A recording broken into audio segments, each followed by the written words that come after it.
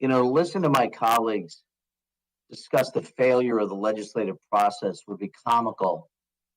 Approximately 125 Americans hadn't died of gun violence in the past 24 hours.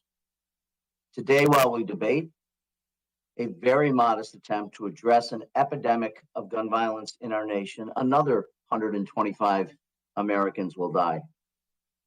Over the weekend, while pundits discuss what we did or did not do in Washington this week, 250 more Americans will die at the hands of lethal weapons. This week, while we pore over a decision by our highest court that is ill-informed, misguided, and out of touch, 875 Americans will die violently. 1,250 citizens in this country will lose their lives in those 10 days. They will leave families behind that will grieve their loss, and they will deal with the senselessness of it all with the full knowledge that their so-called leaders care so little about their lives that they drone on about the need to protect law-abiding citizens, to possess lethal weapons, and impose virtually no requirement on those citizens to act responsibly or to have accountability for their actions.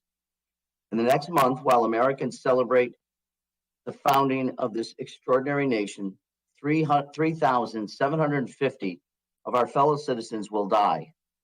Those citizens will be Black, white, and brown.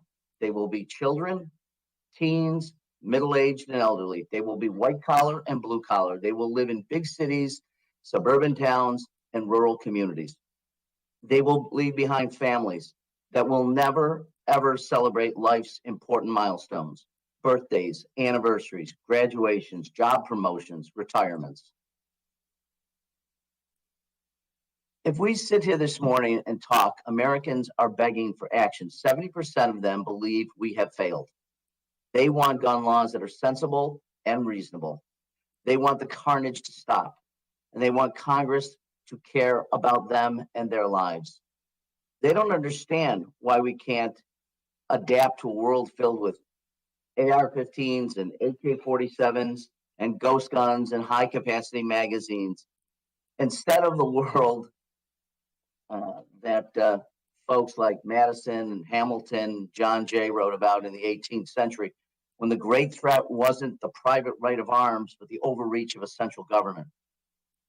Does the federal government not have the wisdom or the will to protect its citizens and make certain we can require responsible gun ownership? This bill is limited. My colleagues have talked about it. As much as I appreciate the work of the Senate, it doesn't go nearly far enough. We've dealt with this over the weeks in the past. It offers, however, some hope that the massive violence and carnage can be stopped. So let's be worthy of our duties and our responsibilities. Please, please, please. Americans are looking to us. This is the time to act, and I will support the rule and the underlying bill. I appreciate all the work by my colleagues to get us even this far.